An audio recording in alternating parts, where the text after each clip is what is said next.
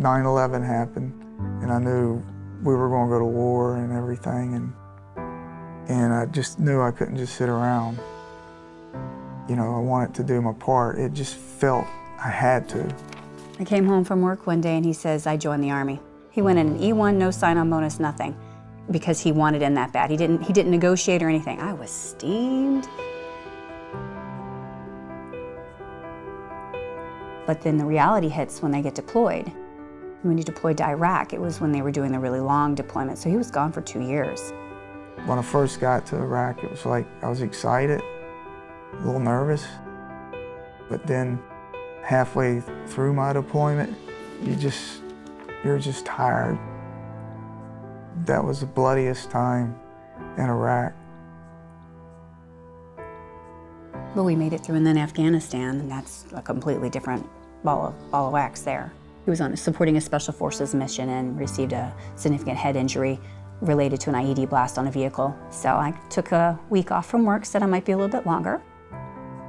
Left the kids home with the car, hitched a ride down, didn't know where I was gonna stay. I came into the Fisher house, he medevaced in, and we've been here, I didn't go home for a year, because the guy who got off the plane was not my husband.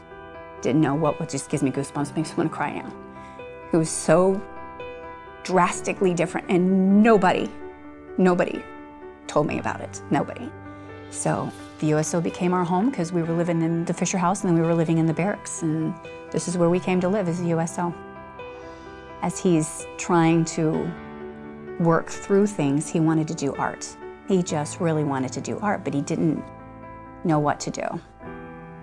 So Ashi, the art therapist here, she's fantastic. She met us and she worked her tail off to get him into the art studio. He just didn't want anything to do with it. Nope. And Ashi really worked, and he wouldn't go to the open studios because he was too uncomfortable with people at that point in time. So finally, nobody was in the studio, and she's like, come on, come on. He just really took off with really enjoying the sculpting and the pottery, and came back a couple hours later and he had his first soldier sculpture done. Literally, boom, like that. That was the switch in his head. There's something switched.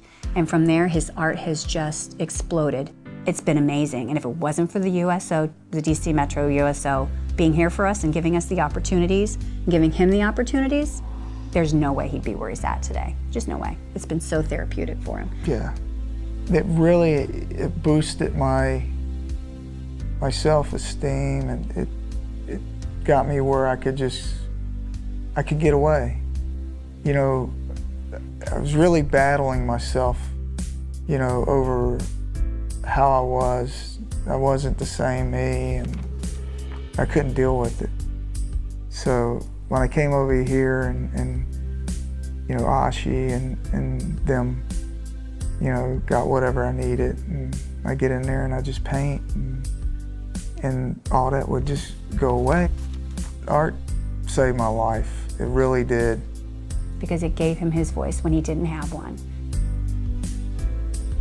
It's a true blessing that I was able to get the help. I like to be able to take my abilities and maybe, you know, help, you know, other veterans out. I just want to be able to give back. Because it's something I enjoy. I love it. I mean, it's great. The service member needs to find a purpose in their life, and for him, art gave him that identity. He's my hero. He really is.